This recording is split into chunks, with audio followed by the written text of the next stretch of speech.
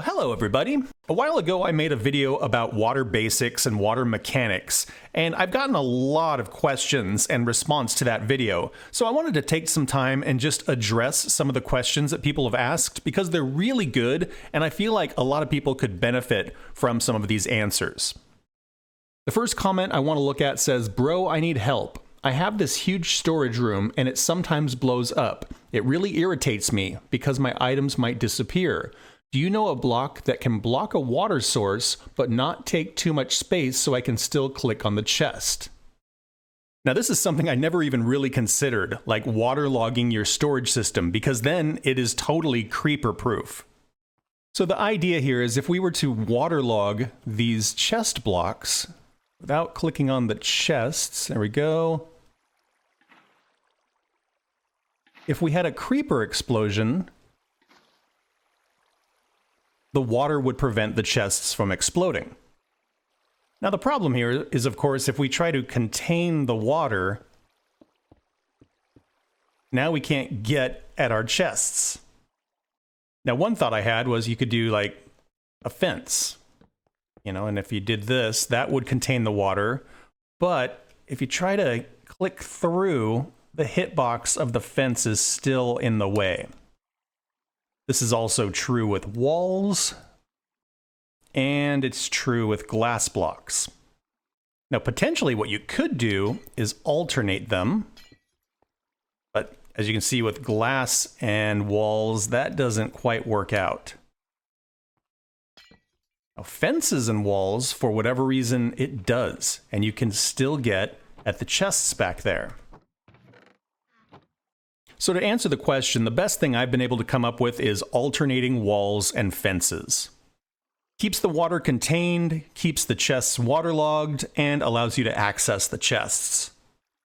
The only other idea I had is you could waterlog the entire storage room, and if you got some conduits in there, then you'd be able to breathe, and those would prevent mobs from spawning in there, so that's another idea. So the next comment I have says, "I play in Bedrock, and I'm trying to make my own little river. I keep dumping water and trying to create source blocks, but the majority of my river is still moving water. I want to fix that." So I talked in my video about creating source blocks. When you place water down, this right here is a source block, and then this is water that is running out of the source block. You can see when you place a source block down, it sits there right in the middle, and it's that kind of still texture. And then water will run in 8 blocks in each direction from the source block. So the way source blocks work in Minecraft is if you have a source block, and then air, and then another source block, those two source blocks will create a new source block in the middle. So you can see right now, if I was to put a fence here, it would be waterlogged in that source block. If I put a fence here, you can see that's just air, that's just running water. Now if I put another source block here, what will happen is these two source blocks will create a new one in the middle. And you can see now that is a source block, that is a source block, that is a source block, because we can waterlog the fence in all those places. And if I had 3 buckets, I could pick up 3 buckets of water. Let's check out here. If I was to put a source block there and then a source block here, you can see that's a source block, running water, that's a source block. Let's do the test again. If I put a fence here, that can waterlog. Fence here, that's just air. Fence here, that's just air. Fence here, that is a source block. Fence here, that is just air. Now what will happen if I put a source block here? Well, we'll only have 1 bit of air, so between this source block and the new one, they'll create another source block, right? And so I can test that as well. Yep, yep, yep, yep. And this one is still running water. Now this doesn't just work in a line, it also works forward and backward. So if I was to put a source block here and here and here, what would happen if I put a source block here? Well, we know that these two would create a new one in between. But then this one and the new one would create one in between, and then this one and that one would create. So what'll happen is it'll cascade, and you can see they all turn into source blocks. So if you have a big space to fill up, the best way to do it is put all of your source blocks down one side and then down the other side, and just mathematically, they will fill in the rest. And just to be clear what I'm talking about with that cascading action, so let's say that's a water source block and that's a water source block. What will happen is a new water source block will be created between them. Now this also happens in this configuration. If there's a water source and a water source, they look next to each other and say there's air, so they create a new water source. So in this 3x3, if we put one here and one here, that creates a water source there. We put one here, that creates a water source here. But now these two see each other and say we need to create a water source here. And these two see each other and say we need to create a water source here. And these two see each other and say we need to create a water source here. And then it happens one more time. So that's how that cascading works. So let's give that a try. Here we have kind of a little river, and as you can see, a lot of it is still running, some of it is missing. And so what have we got? We've got source blocks along the back. It's like we might have one over here, might have one there. So what I'm gonna do is just, like I was saying, I'm gonna fill in the one side. So if we've got a source block here and here, that will fill in the middle, right? Oh, and you can see it cascaded across. So now we have a couple of rows worth of source blocks. I'm going to keep going down the side. So if I put one here, this one and that one will create one in the middle, and that cascades across. I'm going to keep doing that. I'm going to put one here. Oh, getting there. So let's see, if I switch sides, I'm going to put one here so that these two create one. Yep, and then here, so those two create one. Here, here. I'm going to go all the way down. And just like that, we've got source blocks all the way down. So even if it's a strange shape, if you put it along one side and then the connecting side, it will fill in all the rest. I hope that helps with all of your rivers and pools and things that you build. Now this next comment says, how do you find a source block? I'm making an underwater layer and I can't seem to find it. Now this is exactly the same idea. We just need to fill in one side and then the connecting side, and it'll fill in all the rest. But when you're looking at layers of water, it gets way more tricky. So here I have just like a little tank, and if I was to go in there, as you can see, it's just a 3x3. And so if I was to go down one side, those three are source blocks, and if I put one here, it cascades across, creates source blocks all the way across. Now, if I want to fill this up, I just need to repeat that. So I'm going to go here and here. Those are source blocks. And then we got one there. And so one here, that'll go all the way across. So now we have two layers of water. Again, here and here, we'll fill in those. There and there, we'll fill in these. Now we have three layers. Right? Great. So now we are all the way full with source blocks. So if we were to put like soul sand at the bottom, these would all be bubble columns, that kind of thing. These are all source blocks. Now, if we look at something like this, kind of looks the same, right? But let's look at the water surface. You can see something's up. It's not all still like this one is. This one is obviously source blocks because everything is still. Here, we have running water. And so that means that there is not source blocks all the way down. And this is where it gets tricky. So what would happen if I just throw an object? It sinks right to the bottom. What happens if I do that over here? I throw an item. Floats to the top. That's what items do in source blocks. They float. We know that from throwing things in the ocean. They always float up to the top. But if we don't have source blocks, water will push the item down to the bottom.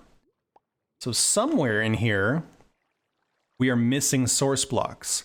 And it's really tricky to figure out where. You know, we could go block by block like this and, you know, does that one float? Does that one not? Really, the best way to deal with this is exactly the same thing. Put a source block here, source block here. Now I know those are source blocks. Do the same thing. Now I know this first level is all source blocks. And watch what happens if I throw something. It floats to the top of the source blocks. Let's do it again. On the second layer, here and here, now I know those are source blocks. Got one there and there. Now I should have 2 layers of source blocks. And if I throw my item, it's pushed down and then it will float back up to the top of the source blocks.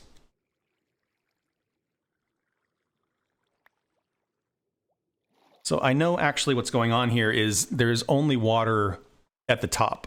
I put water here, here, here, here, here, here, and it's all just falling water. So the best way to sort that out is really just to start at the bottom, do a water breathing potion, and work your way up. Because otherwise it's really tricky to troubleshoot what you're missing. Case in point, like what's going on here, right? There are some source blocks, obviously. What happens if I drop an item here?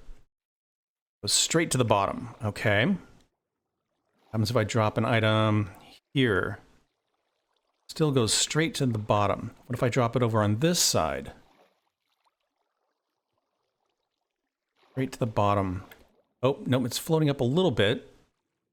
See, so is this a source block? Is that a source block? This seems to be. So it's really tricky. Again, what I would do is just start at the bottom and work your way up. Obviously, with the 3x3, this is pretty manageable. But if you had like a 5x5 or a 7x7, just going to be a little bit more work.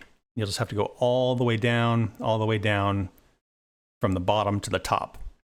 I wish there was a simpler way, and if you do come up with one, I'd love to hear it, but that's how I usually troubleshoot missing water. So this next comment says, we need more educational content like this in the community. Thanks. By the way, is it possible to stop flowing water from flowing over the edge and down onto an adjacent lower block without using signs? I saw someone do it where the water only flowed for 2 blocks and stopped at the edge, but they didn't use signs. I don't know how they did it. Now, at first, this was a really baffling question, but JasonG11 got back in touch with me and figured out how to do it.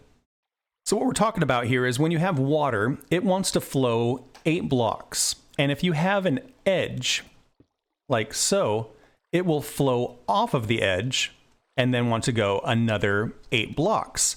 And what he was asking is, how do you prevent this from flowing off if you don't, have the full 8 blocks without using signs? Because if we were to put a sign down here, it's going to occupy this space and the water won't want to flow through it. So you can see the sign is stopping the water right there, kind of dead in its tracks. We could do this all the way across, right? And put one here. And there you have it. Signs preventing water from flowing off the edge. Now, another way I've seen people do it is using fence gates. And if you open the fence gates, that will allow entities like mobs to flow through, but it keeps the water from flowing off the edge. So that's a really simple and easy way to prevent water from flowing off the edge, but allow other items and entities to pass. You can also do it if you have like a short little area here and you have blocks out here. Like if I was to put signs here,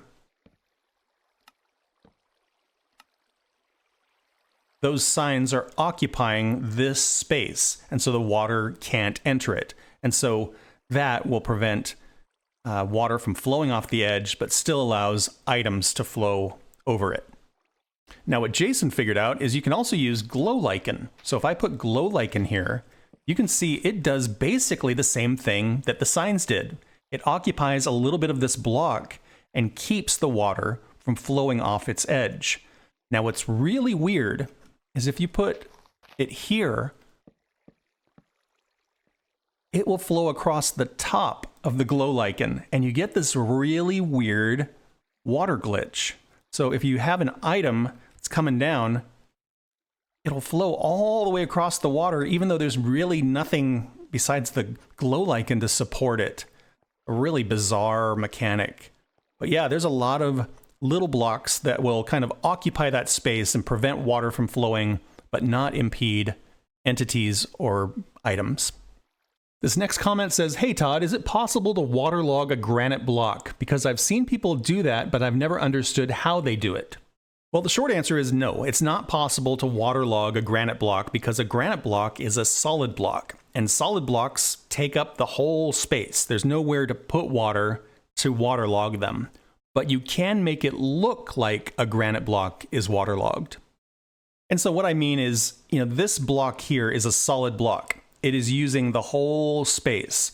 Or like a wall, you can see there is extra room here. And so with something like a wall, you can waterlog it. There is room in this space to add water to this. Now here, this is a solid block. If you try to put water in it, there's nowhere for it to go. So the water just sits on top of it. But like I said, it is possible to make it look like your granite is waterlogged. Here you can see I have a nice granite wall. And if I was to come right in here with a bucket of water, you can see I just placed that right down. And the reason that's happening is because it's not actually a granite block, it's a granite stair. Because it's stairs, there's that little bit of room there, and you can put water there. And I do this a lot in farms, where I want it to look like a wall, but I need there to be a water source nearby to keep the farmland irrigated. So I hope that answers your question. You just can't waterlog solid blocks, but you can kind of make it look like a solid block is waterlogged. So this next question says, "Hi, just wanted to ask some Bedrock Edition question. What if I put a glass block of any height above the water source block? Will it also stop from freezing inside a cold biome? I have tried a solid block and so far it works, but what about a clear glass block?" So a water source block that is just out in the open, next to land, in a cold biome will eventually freeze. And then the water blocks next to the ice, because they are now next to a non-water block, they have sky access, they're in a cold biome, they will eventually freeze. And this will continue over and over again until you have frozen oceans and that sort of thing. So from what I can tell, glass seems to work just as good, if not better, than any other solid block. So these next two comments are kind of similar. The first one says, "I've seen some people create water walls, but somehow there isn't any spread at the bottom. How is that possible?" So what we're talking about here is where water basically makes a big wall, but it doesn't spread out all over the floor. And the easiest way to do that is just put a gutter for the water to pour into. Water always tries to pathfind to the lowest point, and so if it just flows straight down, it doesn't have anywhere to spread. Now the second comment says, "I don't know if there are any comments asking about this, but are there any blocks that water can pass through that you can also walk on? I'm asking because I'm trying to make a water wall that when you pull a lever, the water clears up, but I had to make a gap for when the water isn't cleared up so it doesn't spread everywhere. So I'd like to know if there's a block that I could put in the gap so the water won't spread, but I can still walk on." Sorry if that explanation was complicated. And so what they're talking about is this sort of thing where we've got a water wall, but what they want to do is they want to make it so that we can turn it off, and then when we turn it off, eliminate the gap here.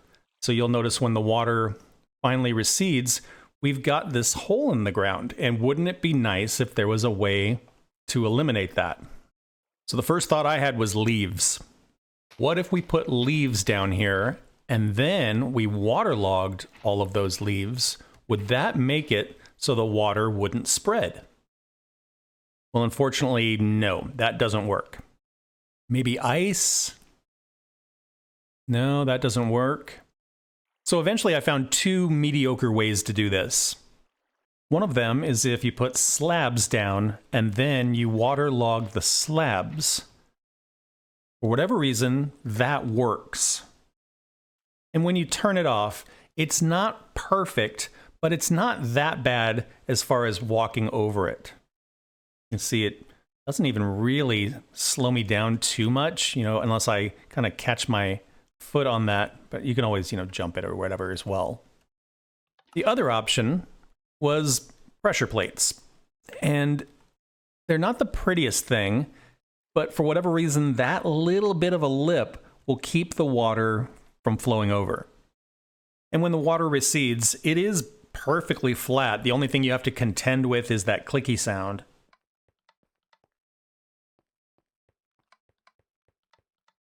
But that's another option. And the last comment I've got today says, advanced water mechanics question. How can I isolate a water blade for a messless one-way descending elevator? The working water blade generators I've seen for 1.20.1 generate a 3 to 4 meter tall water blade, which spreads as it contacts the ground, which can be destructive. I've seen water blade generators produce 0.5 meter tall blades in previous updates. Is it still possible after 1.20? I'd never really considered this. I've made blades of lava, which can be very quick and very short, and so I thought, how hard could it be for water? So here I have a dispenser with a water bucket inside, a little bit of redstone, and a button. And if I push this button, it creates a water stream, which spreads out when it hits the ground. And if I push the button again, it stops it. Now what we're talking about here is we want a really short water stream, so we could potentially just write it down, but not have a big mess at the bottom. So if I push this button, and then I push it again, you can see it's about 5-ish blocks long, and when it hits the ground, it just goes everywhere. And that's about as fast as I can push it. So then I thought, what if we shortened the pulse? Like, what if we made the pulse really short? What would happen then? So that basically did the same thing. Even though we have a really quick pulse, still just dispenses the water, makes a mess when it hits the ground. So then I thought, what if we hit it with 2 consecutive pulses? That was fast, but it didn't go anywhere. You can see it starts to dispense and then just disappears. So what happens if I add a little bit of delay here? You'll see I get a very short, maybe 2-block pulse. It still spreads out when it hits the ground, but that's pretty short. If I try to shorten this any more, we get that same behavior where it starts to go but doesn't. If I add one more tick, about 2 blocks long. Now, using the same ideas that we were using with the water wall, if I was to dispense this, this will contain it. So then I thought, what if we put a piston here to cut off that last block of water? So you can see here, it tries, but then it just disappears. If I add a little bit more delay, still kind of eats it up. I'll add one more tick. And there it just let the 2 blocks through. So I don't think it's possible to get it any shorter than those 2 blocks. Like I said, that 1 tick of delay was the difference between it trying to cut off that second block, but just disappearing, and the 2 blocks getting through. So that's about the best I can do with that. I hope that's helpful. So again, thank you for the comments and the questions, and I hope you found the video useful. I do a Let's Play world that just passed episode 150. It's a really great old world that we just keep building and growing in, and I hope to do more how-to and tutorial type videos in the future. So leave me a comment, like and subscribe if you want to follow along on this type of content, and I hope to see y'all in the next one. Bye-bye.